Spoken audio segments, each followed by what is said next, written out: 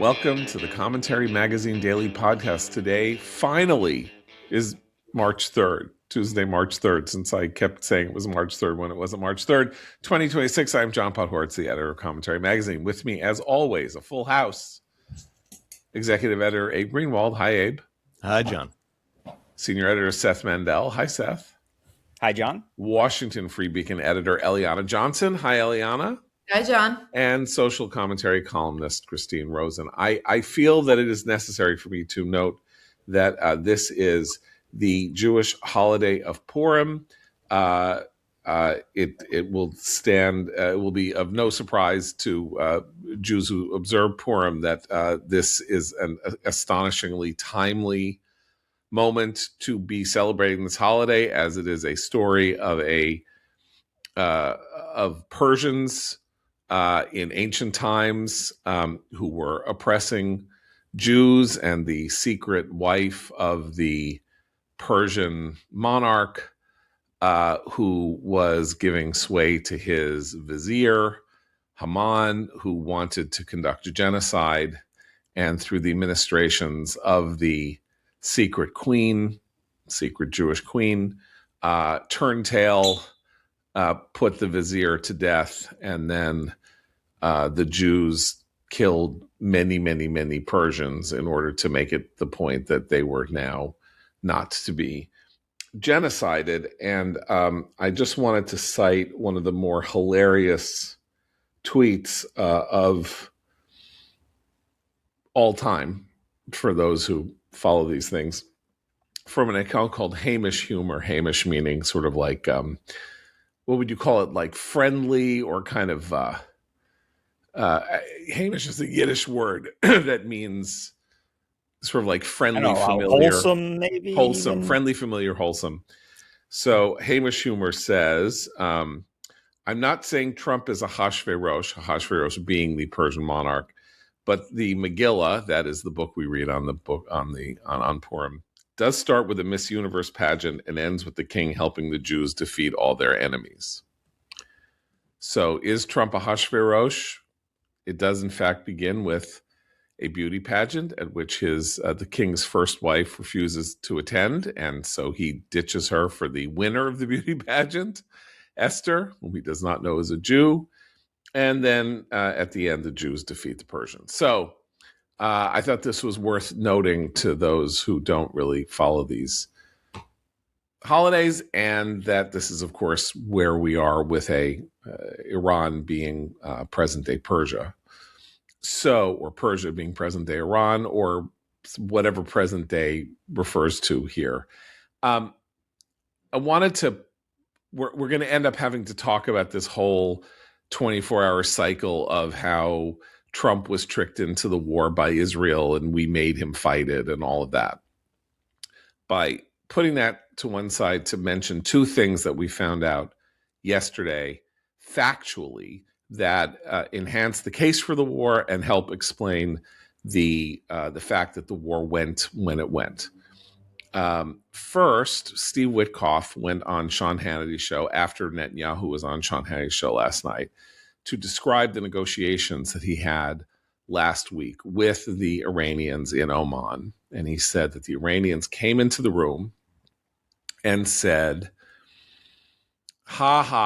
we have enough fissile material to make 11 nuclear bombs. They walked in and said, we have enough material for 11 nuclear bombs. So, and they spent 2 days, and according to Witkoff, he and Jared Kushner looked at each other agog, because this is not exactly the way to start a negotiation. And to, with us with the whip hand, and they're in the sort of secondary position. And after 2 sessions, realized they had nothing to talk about, because the Iranian negotiator said, we'll never give up our material. We'll never give up our right to enrich. We'll never give up our right to have a nuclear bomb. And so they then went to the third negotiation, but that was all for a show. Okay, so that's point number one. Point number two was that Marco Rubio, in the briefing or press moment in which he said something that has led people to think that Israel made America go to war, said that the detail that has been missing from this account is that the Iranian threat had taken a weird turn very recently, in that the Iranian ballistic missile program had shifted in part from its pursuit of long-range missiles to short-range missiles. And that this was important because if they were left unmolested over the course of the next year and a half, they could make enough short-range missiles to effectively make any effort to destroy their nuclear program impossible, because an impregnable world of short-range missiles meant that it would be too unsafe to go at them from the skies, whether it was America or Israel or anybody else, and that this was an active program that they were pursuing very aggressively. And so the time to take them out with the greatest degree of safety for our forces and for Israel's forces, but for our forces, was now. That they needed to be, this had to be nipped in the bud before they developed the capability to strike our aircraft from the ground to the air with greater precision. So those are the two actual facts that contribute to the idea that the war was necessary. And what seemed to happen yesterday with the administration is it got, and with Mike Johnson, the Speaker of the House, is that they got tied up in knots with this whole question of imminent threat. And was the threat imminent? Why did we have to go now? Was there an imminent threat? What about the imminent threat? There's no imminent threat. And that imminent.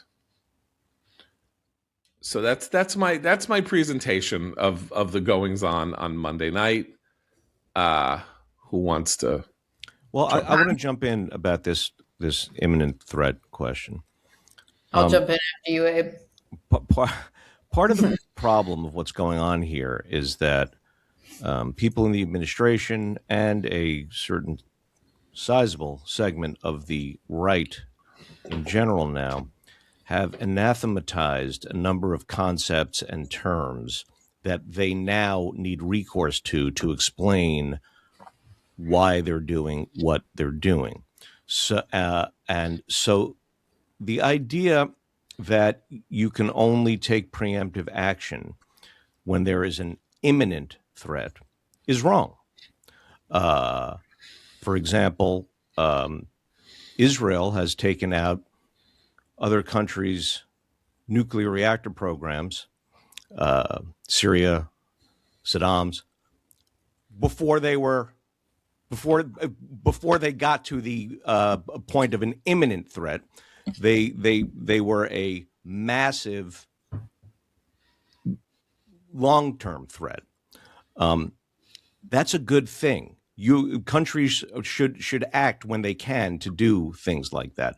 So that's one of the problems here, is that they are afraid of speaking clearly in terms that would describe and that you could use to justify what they are doing.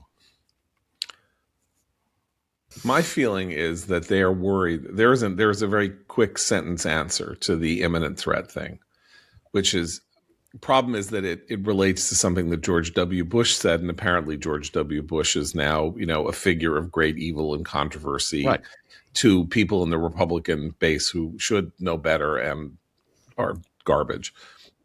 Which is to say, what he said after 9/11 is, if we wait until threats gather, we will have waited too long, and therefore, what we are doing here in Iran is what would once have been understood to be preemption. What do you do when you don't preempt? Is you get Pearl Harbor. That would have been the understanding previously. Is that the Japanese are building up their fleet, they're building up their capabilities, and you don't stop them, and then they hit you first, and then you waited too long, and your response is therefore defensive. and it's going to take you, rather than do the thing that says, I'm going to leave you alone and I'll continue my domination of the Far East and my takeover of China and my takeover of Malaysia and everywhere else I can take over, but I'm leaving you alone because you're too scary. We didn't do that. After 9/11, we decided that we needed to deal with we needed to act preemptively against the possibility that terrorist groups and non-state actors and others were going to develop nuclear capability. And use a suitcase nuclear bomb, bring it to Times Square and set it off or whatever. That doctrine still holds. It's just that if apparently the association is too poisonous. And so Rubio's not going to say it and Trump's not going to say it and Johnson's not going to say it. And if they said it, it would give succor to the people who want to use Bush's name as a kind of weapon against Trump. But the idea stands. Well, I totally agree, John, that the idea stands. Bush was right when he said we're not going to wait for threats to gather.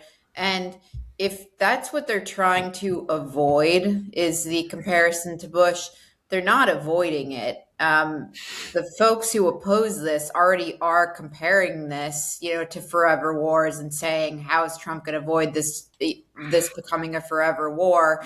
And so I do think it would be wise for the administration to say, this president in 2016 campaigned on ripping up the foolish Obama nuclear deal. He got into office and did what he said what he was going to do. He ripped it up. He took out Soleimani in the first term. There's a through line and a story that he can tell. And in the second term, he did Operation Midnight Hammer. He told them not to go back and rebuild their nuclear program. They did that. They thumbed their nose at his negotiators. And he is the first president, unlike George W. Bush, is it probably a mistake to aim at Iraq rather than Iran? And I think he could contrast himself to Bush in that manner. And somebody said to me yesterday, Trump is the first person to break the paradigm. Said we're not going to live in the paradigm that we have lived in for the past 25 years that says they can sustain this low grade, simmering war against us while developing on and off a nuclear program. And he is not accepting that and going to break us out of it. And I think in that sense, there's a way to make the case for it that contrasts him with Bush and presents a through line between his two administrations. I just want to flesh this out. Rubio, among the things he said yesterday, one of them was that the U.S. would need to have this confrontation with Iran at any rate. That's the part that got. It was going to happen sooner or later. Yes. That part was excised from the clips that that you can use to say Israel brought us into war. Yeah, and also the whole the thing about the imminent threat is the point that I think the point administration officials have been making fairly clearly all along is that what matters is that the threat is real and in the process of materializing. Iran has made clear they're not giving up nuclear enrichment in the pursuit of a nuclear bomb. And they're not going to negotiate away all their ballistic missiles. So you can wait until they have their ballistic missile program up and running again and go to Congress and say, you see, now it's an imminent threat. But the whole point is that it's about when the threat is materializing. Iran is telling us they are a threat. So you'd be crazy to wait and attack then. It's one thing if you don't know, is what I'm saying. It's one thing if you're trying to suss out your adversary's intentions, if you're playing Kremlinology or something like that. But we're not doing that here. The Iranians are very clear. We've been through this time and again. This is our third round of these silly negotiations, in the past decade. We know what they do when they sign a deal. We know what they leave out. We know what they mean when they say, and they say when they mean. we've had 10 years of knowing exactly what we're talking about here. And so we know what's happening. And therefore, we're not actually guessing and waiting to see when somebody's a threat. Maybe they won't really be a threat. We just know, and they are not really denying that they are gathering steam to be a threat again. And that's different than guessing. The other detail that I should have mentioned is Pete Hegseth, Monday morning, praising the Israelis for acting on American intelligence that Khamenei and the leadership were gathering and doing the strike to decapitate the malocracy. This is important because what it meant was when Israel said, I think we should go, we don't know what the sequence was, but if the sequence was that the American intelligence developed said they're all going to be in this building Saturday morning, Israel said, all right, we're going. You got the intelligence. We've got the capability. We're happy to fire first. We're happy to fly the plane. We're there. Let's LFG. This is the moment that that fate has handed us. We're not going to necessarily get it again. And Trump and everybody said, fine. It appears there were debates inside the administration for weeks about whether or not this was a good idea, whether it was something that we should do. And from what we can tell, Vice President Vance was skeptical and General Kane was trying to make clear the risks attendant in doing this and the level of military commitment we were going to have to sustain in order to get to a positive outcome. We don't know whether that means that Kane said, I don't think this is a good idea, but he was trying to impress upon the president the gravity of what was going on here and the fact that it was not going to be like the Maduro raid or it was not going to be like Midnight Hammer. We were talking here about weeks, not a day or not days, or maybe longer. And I think that seems to have happened in Trump's own brain, because when he talks, he says, we'll do this as long as it takes. He said, we have infinite capacity. Infinite capacity. We have infinite capacity to sustain this campaign, which of course is not true, as a matter of either physics or material. Like at some point, if we did this the way we're doing it right now for 6 months, we would run out of things to fire at them if it was 24 hours a day for 6 months. But obviously that's not something that anybody sort of predicts to be the case. So Trump got it. Like Trump's line is, we're doing great. We're ahead of schedule. We haven't even, and Rubio said the same thing, we haven't even used our big guns yet. That's the other game, right? Rubio said it yesterday. Trump said it. We haven't even hit them. We got in our pocket. We got blows they can't even imagine are coming. And we do know, for example, that nobody has yet hit the site that they believe is the secondary nuclear site, which has the very, colorful name of Pickaxe Mountain, that is sitting there, sort of ready, I think, for obliteration. Though that may take a level of that or a kind of bombing that America hasn't had to do yet. But they are saying this. They're saying Iran's developing short-range missiles, enough short-range missiles, and no war against them is possible because it's too dangerous for our forces, which is another way of saying you don't want an imminent threat. Actually, an imminent threat poses greater risks to our forces than a non-imminent threat. We want to hit them at the time of our choosing when we are at our strongest and they're at their weakest.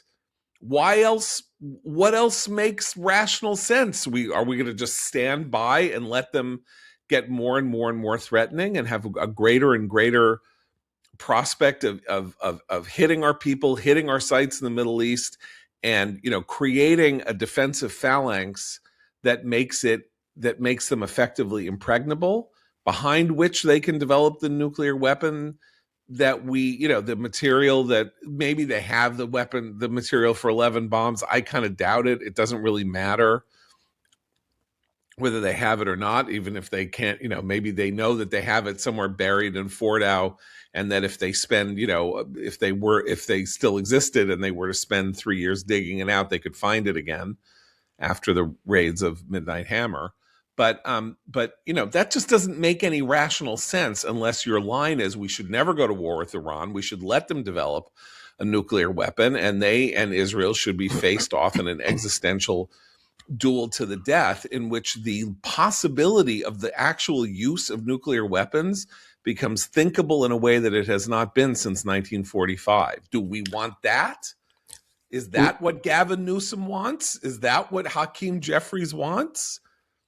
It doesn't make sense. This reminds me, in the roughly 20 years that prior to all this, that people like us and many others speculated about Israel taking out Iran's nuclear program. It's like, are they going to do it? Can they do it? Or is it too late already? That was the constant question. And there were experts who always weighed in to say it was too late already. I think Bibi had a chance 2 years ago and such, but now at this point, I don't think he can do it. And then others would say he could. And then, if not for the attack of October 7th, that might have continued indefinitely. October 7th happened, and Israel had to make it not too late. October 7th set Israel on a course of taking out obstruction after obstruction after obstruction in order to get in there and do it. Right, but that doesn't speak to our involvement, right? So no. But I'm just saying. But it was always the maddening question. There were always enough people to say it's too late. Some combination of it's too late now, or it's too early. Like the threat's not there, or the threat's already established. Well, I think the idea that it's too late is effectively the overhang of the last 23 years, right? I mean, next week or the week after next is the beginning, will be the 23rd anniversary of the beginning of the war against Iraq, right? I think March 15th or something like that, 2003. So the overhang is it's too late. Did we really start the war on the Ides of March? Somebody should have said so. something. I can't remember. Maybe it was the 20th. I can't remember the specific date, but it's that date is that anniversary is imminent, shall we say? And the point is that it's too late because we already showed that we stink. We're bad at this. We don't win wars, and we make stupid mistakes. And so, we had one shot to do these things well, and we didn't do them well in Afghanistan. We didn't do it well in Iraq. And so it's too late for us because our military capabilities in this regard, in terms of directly facing down the regime in another country and ending it as a threat, we've lost our credibility as an actor. By the way, I remember when the surge, since we're talking about Iraq, when the surge began to turn the tide for U.S. forces in Iraq, Hillary Clinton said, yes, we're doing well now, but it's too late. Yeah. Yeah. And so that's what I mean. So on the one hand, it's too late because our ability to use martial means to affect these geopolitical changes that we think are necessary has already proved to be flawed, faulty, or fatally misguided. So we're done. We're done using this as a tool in our box. And if we're not done, it's too early. Why are we going now? And that's where you start to get into because the Israelis made us do it. I just want to add one more point of this. Why are we going now? And this this fear of the imminent threat question. Since we're talking about it in the context of George W. Bush and Iraq, if you recall, the big charge against Bush was not just that he went to war after we were struck. It was, why didn't he do anything about the intelligence that said Al-Qaeda determined to attack U.S. in next 10 months or whatever, right?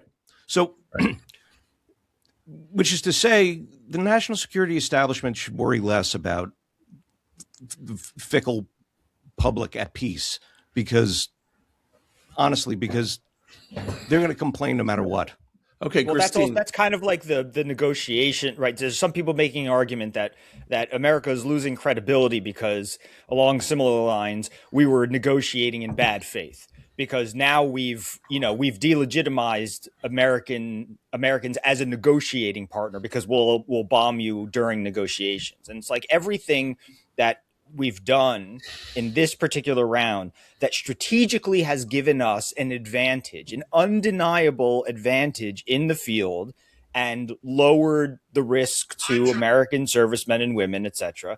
All of that stuff is what's getting sort of delegitimized and criticized. When you can't have it both ways, if you want to make it safer for your troops to carry out something like this, you do use the element of surprise. You do it before it's obvious that you have to do it, and you do it when the other side doesn't think they're doing. They did it during the day. Was it wrong to do it during the day because they expected it to come at night? You do want to fool them.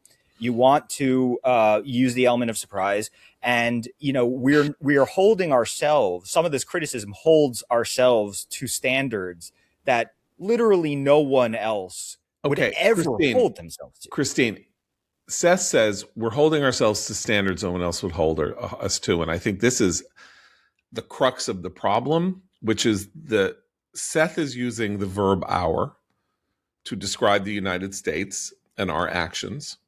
It seems to me that what we have here is a world of people inside the United States who, seeing the United States engage in a major military conflict, is saying they, not us. They, not we. Problem here is the people who are attacking Bush are not holding us to a higher, Trump, are not holding us to a higher standard. They're holding them to a standard. They're not involved. This has nothing to do with them. This is not their war. This is Trump's war. And they are standing there 72 hours into the war saying we're getting involved in a quagmire after we have literally pummeled the Iranians.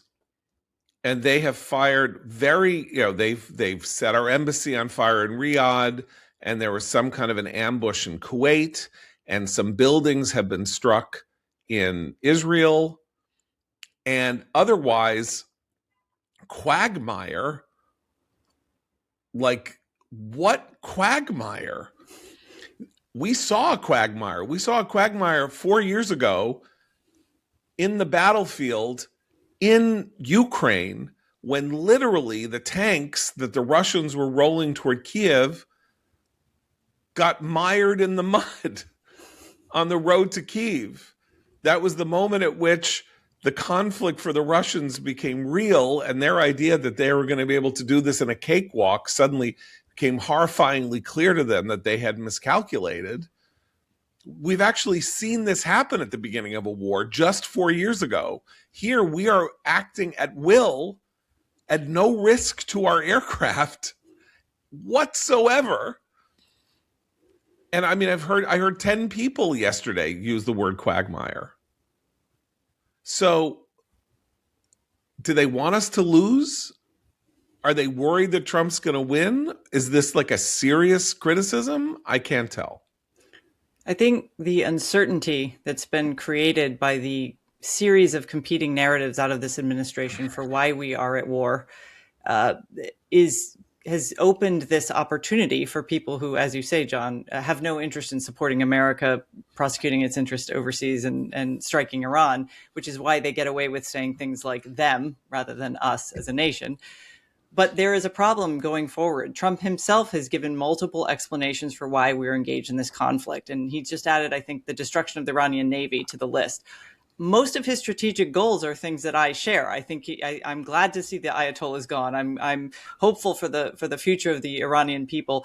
But as Eliana's earlier point, I think is really important. He could tell a very straightforward and consistent story, because otherwise you get into these weird intellectual battles, not only with your own sort of isolationist MAGA faction types who want to make this about Israel, but also with people who are just generally skeptical of our involvement overseas. They can say, well, North Korea has a bomb. We could preemptively strike them. Why aren't we doing that? He needs to distinguish Iran's particularly unique danger to the world and to the United States. And that's easy to do. State sponsor of terrorism, tried to assassinate him several times, as well as other American officials. There are plenty of reasons that you can give for why this was a crucial operation. And I think it was really instructive what happened to Rubio yesterday. I went back and watched the press conference after all this chatter about, Israel made us do it. And it was very clear that he was asked a question about why did we do this? And then why now? Two distinct questions. And the why now answer prompted this tantrum about Israel. The reason that was allowed to take hold, though, setting aside our kind of crazy right-wing media, which pounced on it as well, is that there isn't a consistent narrative coming out of this administration. The president still hasn't addressed the American people. And I know there's some contempt for this traditional sitting behind the resolute desk telling the American people what's going on, but they haven't filled that void. That void is going to be filled with all kinds of other nonsense and all kinds of grandstanding by people on the left who have no interest in the safety and security of this nation if it involves any sort of armed conflict. So I think all of your points are completely valid, but I would still say part of the job of Commander-in-Chief is telling the American people what the goals of the mission are, what we're doing, and why. And I still am, and I'm just still not satisfied that we've gotten that answer yet. Again, yesterday, Trump appeared at the White House at a very moving Medal of Honor ceremony, which he prefaced with remarks about where we were with the war. And this absolutely makes your point, because he started out on the teleprompter, giving some updates on the progress, talking about some of this. And this is, he doesn't think it's a weakness. He thinks it's the thing that everybody loves about him. And I think he's wrong, but he's himself. And, I didn't help get him elected. So, but he glances over to the curtains in the room and he starts talking about the curtains and how he changed the curtains. And you know what happens if you move the curtains? You'd see a giant construction site because they're building the ballroom. And the jackhammers. That's how they found James Comey. And the jackhammers, and the first lady's very angry at him because the jackhammers are going from 6:30 in the morning to 11:30 at night. And about 18 months from now, come back and we'll open the curtains and then you'll see the most beautiful building that you've ever seen. And this is 5 minutes after he's talking about, we hit this target, we're doing this, we have that, this is he's talking about the most important thing that he has done as president, and it takes him 5 minutes to get distracted by the curtains and start in this peroration about his ballroom. That's him, right? He said, they think I'm going to get distracted, but I'm not. No, he said, I'm never bored. I'm not bored. Oh, they say I'm bored. He's going to get bored. I'm not bored. Then he said, the reason that he fell off the rails or fell off the wagon, is that he said, they keep saying, Trump's not serious, he's going to get bored. I'm not bored. I'm never bored. You think I'd be here if I were bored? After what they did to me? It's after what they did to me, you think I'd be here now? Of course, so he suddenly gets back to 2020 and his narrative about 2020, and then he looks at the curtains, and then we're off on the curtains. So the idea that he would be better served, that not only would this mission, the country, everything else be better served if he sat down in the Oval Office with a teleprompter speech and read the speech that explained the aims and goals and war aims and all of that. That was 20 minutes long. Maybe he has maps. I don't care. He could use video. He could do all sorts of up-to-date 21st century things to do that, because he did himself no favor yesterday and left Rubio and Johnson to be providing this narrative. And look, Rubio probably hasn't slept in 96 hours.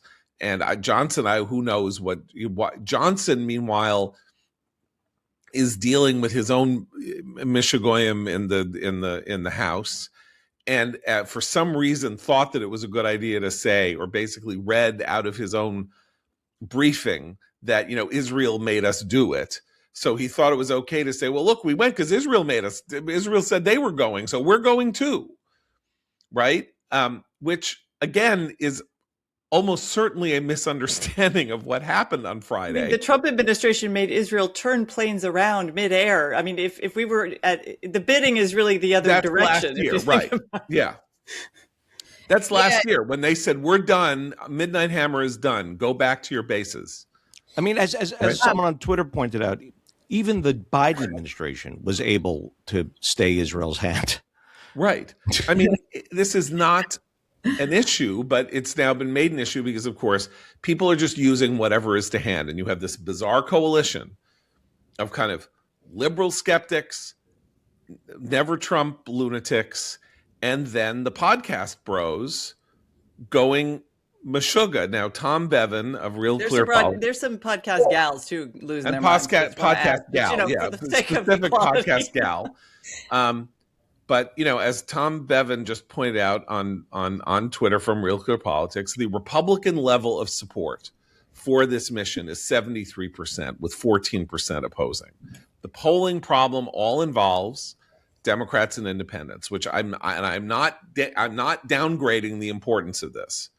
But what I mean is that the podcast crew that is going up against Trump and yelling at Trump and saying it's terrible, and Tucker saying that this is a disgusting war, and that Trump is being led around the nose by Netanyahu, and Megyn Kelly, to whom the world owes Abe Greenwald an apology for having spotted Megyn Kelly's descent into filth and depravity, moral and intellectual depravity, earlier than most.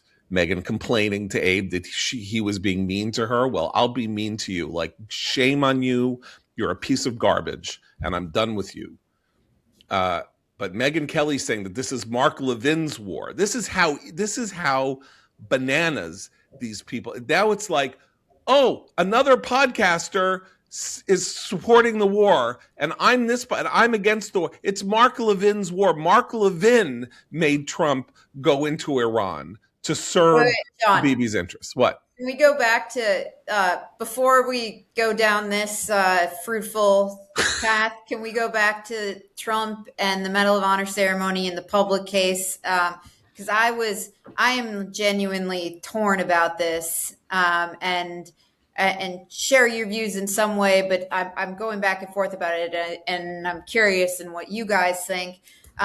On the one hand, I share your thoughts, and have thought Trump doesn't really do public persuasion, and then I was trying to think he's very persuasive and this amazing communicator, and he knows how to use X, and he's changed he's turned politics into entertainment, and at the same time, he doesn't try to make the case for policies and direction and bring the public along. And that would be great, as you're talking about. I also had the thought that it's really Trump who needs to do it. It's not the same. I thought Hegseth was quite capable yesterday. General Kane was really compelling when he talked, but it is the president who needs to do it. And then I'm going back and forth with myself again and thinking at the same time, no other president would have done this.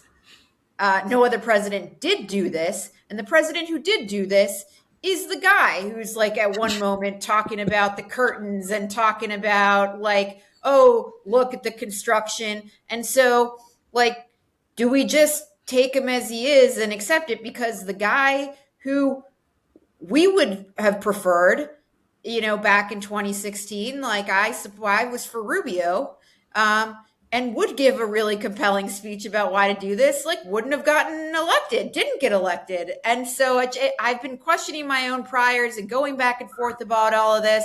And I'm curious for your thoughts. It's not about whether, I think you're right in your assessment of his temperament and also which is in his political skills. But he has an obligation as commander in chief, if he's putting American troops in harm's way, to tell the American people why he's doing that and to give and it really doesn't even have to be 20 minutes, John. It could be 10 minutes, a statement. But it's a mark of respect for the concern of those of us who actually, look, war is this very serious business. People die, innocent people die, but our soldiers are put in harm's way. We've already lost some service members. So I just feel, even though it's a ritual and he's very contemptuous of these sort of institutional rituals of the presidency that has benefited him politically in some ways, I see this as not benefiting him politically long term. I agree with that. People are really upset. And his demeanor is basically like, trust me, I know what I'm doing. I don't think he has that same amount of runway from the public, and independent voter poll numbers are, I think, what they should be looking closely at. Those are the people that brought him back, and they are not happy with not knowing what's going on. Well, a couple things on that. I do think he's been consistent relatively about why he's doing this. Like, they cannot have a nuclear program. Yes. I said, we're going to take out their capacity. We set them back a couple of years. Both he and the vice president have said that. They went back to rebuild. They cannot have that. They cannot have a missile program, and they cannot arm their proxies. Those were the conditions for the negotiations. His negotiators said they didn't do that. I think he's been pretty consistent. I'm talking more about the public persuasion, bringing the public along that it's right to start a war to do that, and that we should expend American lives. And I think there's a distinction between the two. So, yeah, I would distinguish a little bit there. I mean, I would just say he muddled that message, the nuclear message, by adding, they're killing their own people. We're going to go after the Navy.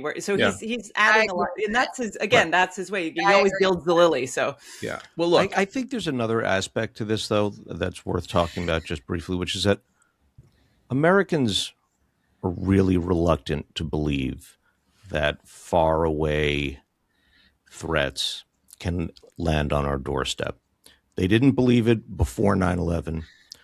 After 9/11, they believed it up until the Iraq War went bad. Then they stopped believing it. And now, these many years later, they believe it even less somehow. It's like, boy, that wasn't worth it. Our involvement. So because you hear this, when there have been efforts by Trump and others in the administration to explain that there is a legitimate threat to the United States, not just our allies, from Iran, it's like, oh, come on. What does that have to do with us? This has nothing to do with us. And that is an enduring attitude in the American psyche. Christine, the other thing I was going to say is, with regard to the midterms and independence, it's my view that Republicans were really going to struggle in the midterms. Now I think people are going to point to whatever it is their hobby horse is and say, oh, that's why Republicans suffered in the midterms. But if Trump had not done this, like, Republicans were going to lose the House and have a real hard time. And so I think, the president should make his case and try to bring the country along for moral reasons. And that's the way our country is set up. And he should do that. But for political reasons, I mean, honestly, like, we'll probably...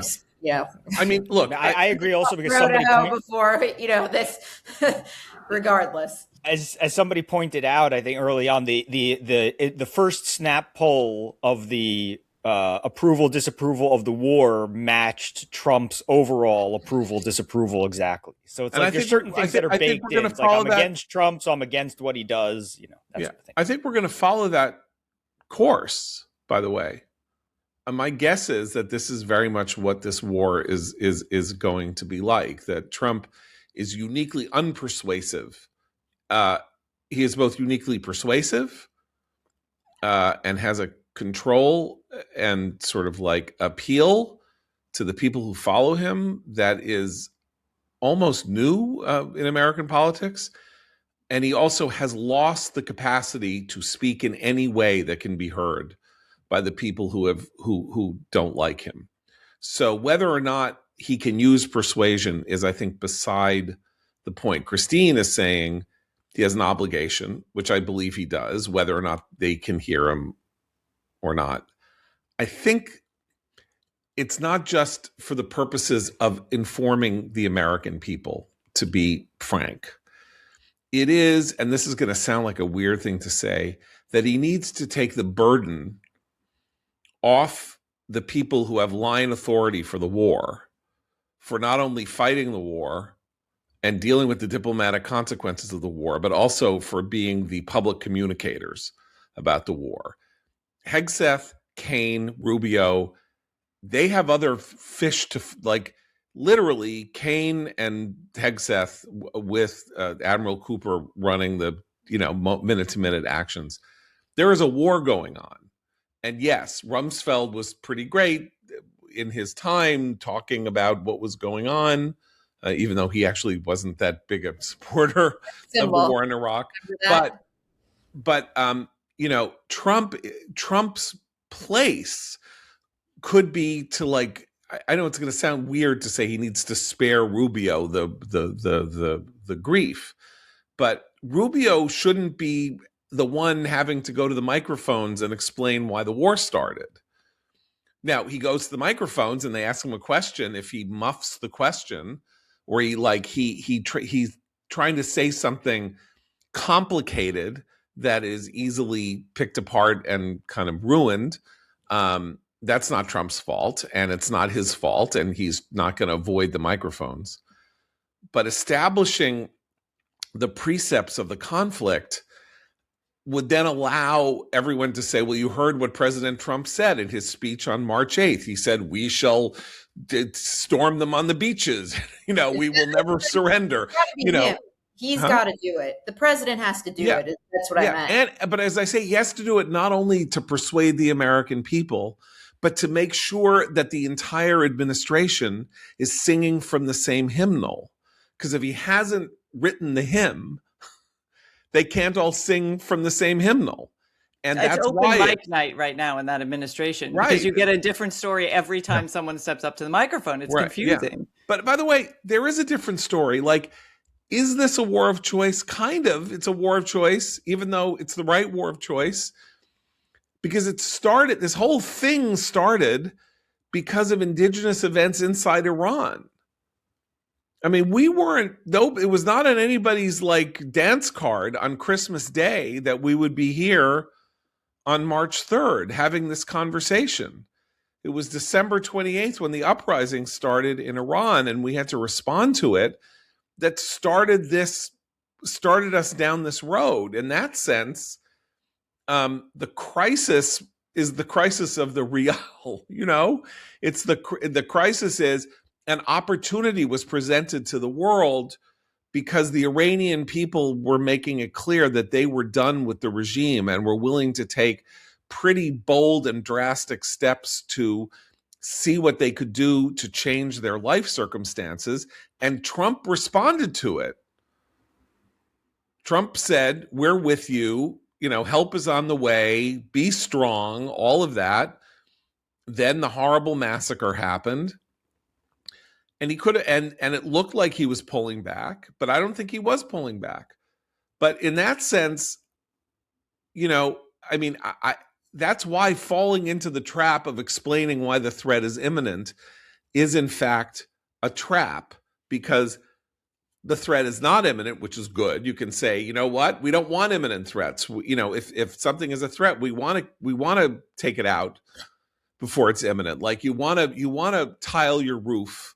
If you see that your roof, you want to make sure that you replace your roof before the storm, not in the middle of the storm, because then you get damage inside and then you can maybe replace the roof. I know that's a pretty banal analogy to something as It's not for elemental and those of us who serious as have a to do war. roof repairs this spring. It's just painful analogy. Okay, I'm sorry. Well, I don't, you know what? I live in an apartment building, so we don't have a roof thing. We just have like 3 years of a building project where we have a scaffold in front of the building. But I'm just saying. Can I speculate? Yeah, Can I okay, speculate yeah. as to why he has not, or his discomfort with that? I think it's a discomfort, and I think it's genuinely felt about being seen as making a moral case for America's role in power in the world, because that actually is something that there's a lot of unease about in the MAGA coalition. And I think personally for Trump, I mean, he looks at the history of the 20th century and he doesn't see a lot of victories for American power in that way. And I think that tension is really underneath a lot of this hesitation to sort of make the bold statement, because you know what? He made a very strong moral case for American power when he defended the Iranian people who were being slaughtered by their own regime. And I think that was actually a very good thing that he did. It is not, and I think he meant it, but I don't think that it's easy for him to make that same case in the way previous presidents and sometimes in a very glib and I think not intentional way did that rhetoric about America's role in the world. He's actually conflicted about it, and so is a lot of his coalition. And that's got to also be one of the reasons why this messaging has been a little off kilter. Yeah, I think that's right, and I think that he, that he is discovering that his opinion isn't exactly what he thought his opinion was on that too, which is a bit discomforting. To hear J.D. Vance, for example, similar things happen to J.D. Vance when they say, when the press goes out and says, oh, they don't know what we're doing, we're going to get into a quagmire or whatever, or the woke right says, this is Iraq all over again. And Vance is like, what are you talking about? Not everything is Iraq. It's like Vance was the guy we used to say that to. Yeah. Like, stop saying everything is Iraq, J.D. Vance. It's not. Like, it's a fine point to make, but there are differences in war. And J.D. Vance is speaking of the gradations, and he's speaking in nuance. And I think that Trump is thinking in nuance. I know it sounds funny, but I think that when he goes to answer a question, he has found himself in the situation of wanting to speak to his interlocutor the way that we used to speak to him, the way that he used to be on the other side. It's a role reversal. And he's just starting to see that maybe I don't really think, all these, no gray area, black and white issues that I spoke about are so black and white. And it's happening literally as he's making policy. Interesting. Our friend Eli Lake, our contributing editor Eli Lake, has a good piece this morning at the Free Press in which he sort of goes through the dark night of J.D. Vance's soul. Not that he doesn't put it that way, but sort of like the box that Vance finds himself in. And the thing is that Vance has interests and needs and worries and discomforts and senses of loyalty that Trump does not share. So Vance does not want to break with Tucker Carlson.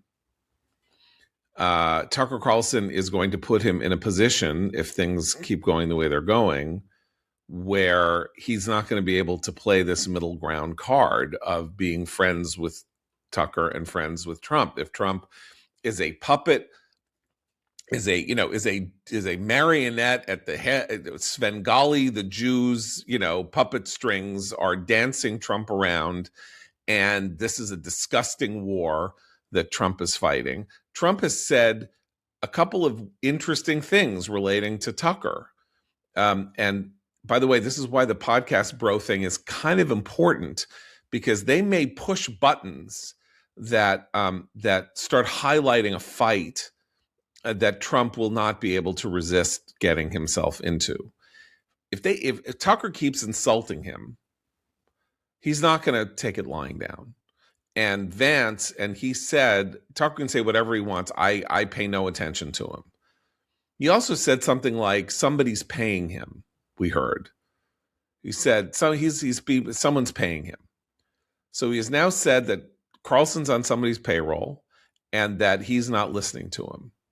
So either Tucker is going to take that message and back off because he doesn't want to be in a total, battle, with Trump, or he's going to double down, and we don't know what the monetizing possibilities are of doubling down. He can read that in his stats every day on on YouTube and on his podcasts and whatever. But Vance is standing there as Tucker's friend and Trump's friend, and it's like, you're not going to be able to be friends with both. And he's going to have to choose Trump because he is the vice president after all. And then his own game plan for the next 3 years has got to start shifting. What is he going to do if this war is like a huge triumph and success, which I deeply hope it is, and I don't want to jinx it by saying I expect it will be. He'll want a piece of it. He's already tried to claim a little bit of a piece of it by like letting it be known to the New York Times and others that while he was skeptical of doing the war, if we were going to do it, we needed to do it big and fast and hard, right?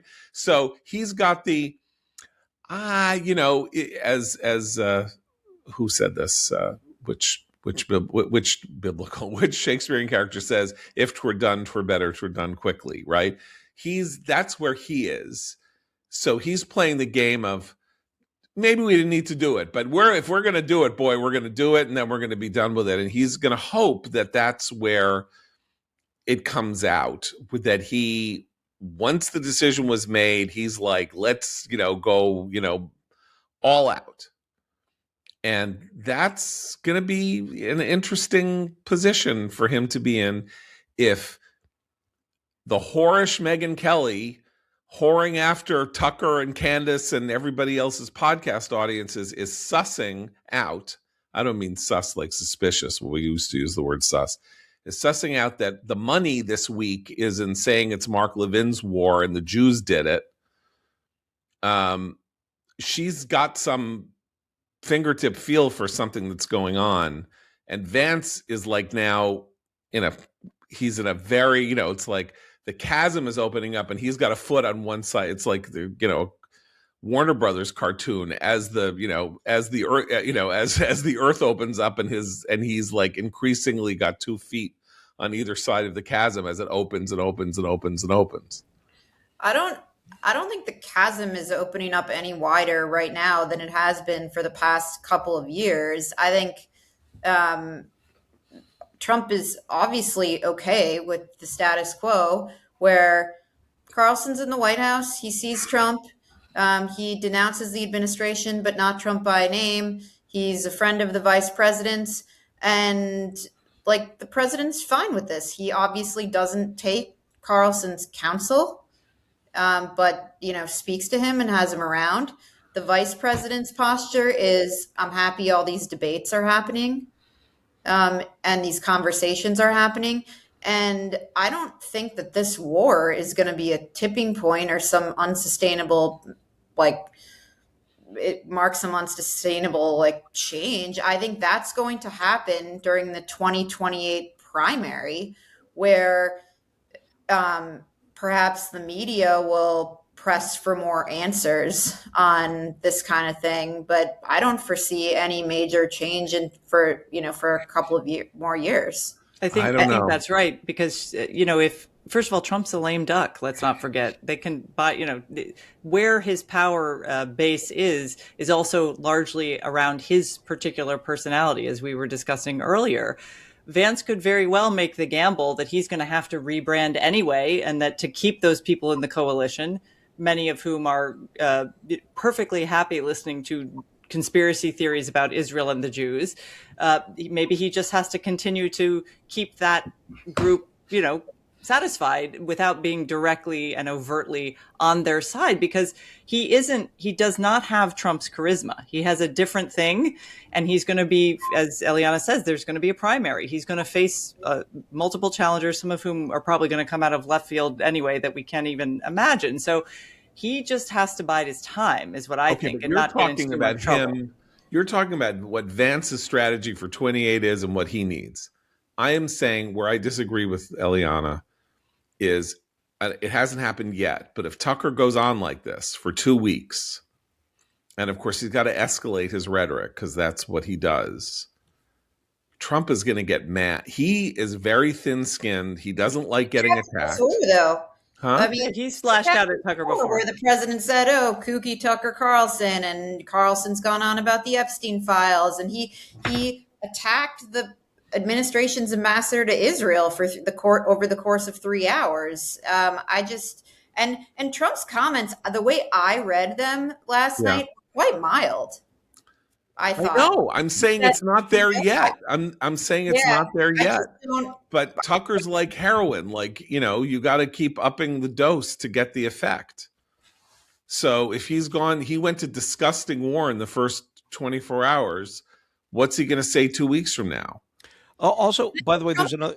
Him, but I don't think that really forces Vance's hand. I think Trump is fine with Vance saying, like, it's really great these debates are happening. But Vance is increasingly losing the Groyper adjacent slime that he was trying to court. It started a while ago. Obviously, Nick Fuentes was on record saying horrible things about Vance long before this war. But if you look online, they are all now piling on Vance as a sort of crypto neocon, inspiring Sohrab Ahmari to say, and I actually think Sohrab's right on the facts here. No, he's not. Trust me, you don't understand. Yeah. Right. I don't know. Look, we're both predicting. So you're saying Trump will be fine with it and he'll feel contemptuous and let Tucker have his head and say what he wants. And I'm saying my read on Trump is that there'll be a point at which he goes, okay, shut your little trap, rich boy, drunk, cokehead, gay bashing hater, and you and your drunk brother and your stupid podcast that why don't you go take money from so and so or something. Like he does not have a record of being forgiving of people who talk. The first trash time about that Tucker went after him like this, his response was, well, that guy doesn't even have a show. Tell him to get a show before he has anything to say, or something like that. Was right after he got fired from Fox. That's a preview that he's got those types of barbs standing by. Honestly, I could be very wrong. Eliana, you could be right. It's all going to go this way forever. But I just if a Democrat raises half an eyebrow in Trump's direction, he like lobs a nuclear missile in their direction. So he of course has a history of going at people on his own side who don't toe the line for him. Destroyed Bob Corker. He destroyed Jeff Flake. He made sure that all these people were primaried when they displeased him. So if Tucker displeases him, he can say, stop listening to Tucker. Don't buy Black Shoe coffee or whatever the hell. I think what Eliana's point, I think, is that in private, Tucker continues to flatter the president. And when he does his performance, and then Trump can just be dismissive about it. But I think as long as Tucker actually maintains his behind the scenes flattery, and we know he goes off into the White House and has these meetings, then I think Trump's fine with it, because I think he will see what Tucker does on air as a performance. Okay. Well, again, we have no idea. And then they'll become friends again in 6 months. Okay. I also think like there's a side of this that like kind of irks me about JD Vance, which is like, the triangulation at some points, like he had to be harangued into defending his wife from the Groypers. And it's like all right, you're not going to defend your wife. You're not going to defend your president, your partner, your boss. You're not going to like all of this stuff is like he should be. Part of me feels like, if he's really invested in the administration, he should also be angrier at Tucker. Like it shouldn't be just a Trump Tucker thing when Tucker is, talking about how we're led by the stupidest people in America or whatever. And some of the things that he says, like JD Vance should get his back up in defense of the administration in which he's the number two man. I mean, he should or he shouldn't. I just think it's going to start there. Anyway, this is all speculative, so it doesn't matter. Obviously, what matters here, and the only thing that matters here, and where we get sidetracked the same way everybody gets sidetracked by the sideshows, is, does the war go well or badly? Does the war, do we achieve our aims or do we not? Does this become a circumstance in which the Iranian regime is ended and a future is assured, and Israel and we can stand down, our ships go back to where they were before, and we say, we did something that was righteous and serious, and the entire map of the Middle East has been shifted. We have alliance. We have essentially a functioning military alliance between Israel, Egypt, and Saudi Arabia, the three most powerful forces in the area. Who could ever have imagined such a thing could ever happen? And let's move forward. And if that happens, then all of this is a sideshow, and it may or may not help Trump at the midterms, and it may or may not help J.D. Vance if he's going to try to get the nomination in 20, and it may or may not help Rubio if he decides to contest in 2028. But it is the only thing that really matters here. And, we get, because we're part engaged in an ideological war for the future of the right, we cannot not participate in these ongoing conversations and this weird way in which the right has now aligned itself with the pacifist, isolationist, anti-American left, and the dangers that poses, because therefore there will be no pro-American, pro-liberty voice in our national discussions come 2029 if this is where things line up. And that's, looking to the future, what is most important after this war is over, important for the future of the world, important for the future of the United States and its continued flourishing. And, that's a fight we have to watch. But again, what really matters now is what happens, what sites we destroy today, and what things the Israelis can find on the ground, and what parts of how many launchers can be destroyed so that we don't have to use interceptors to shoot down Iranian missiles, but we can make sure that Iranians can't even fire the missiles off, and therefore we can preserve our interceptors. So, I think that's ultimately, I just don't want to think that, we do what everybody else does, which is that we sort of turn to our own internal obsessions and fail to focus on on the fact that the United States is engaged in a major military conflict. And if this were Biden, if it were Obama, if it were Clinton, if it were a president that I loathed, who was not, like Clinton, whom I loathed, but when he did what I thought was right in Bosnia, I was very supportive of it. And I think that's something that people should be able to do. Increasingly, we are unable to do it in the United States, but that's this moment. Things can change. Our politics alter over time. So that's just, I wanted to make it clear that, I don't want to be talking about Tucker every day. And I certainly don't want to be talking about Megyn Kelly every day. May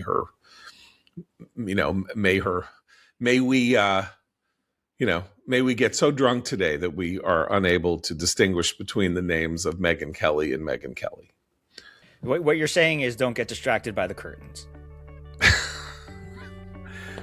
We will be back tomorrow. So for Christine, Eliana, Seth, and Abe, I'm John Podhoretz. Keep the candle burning.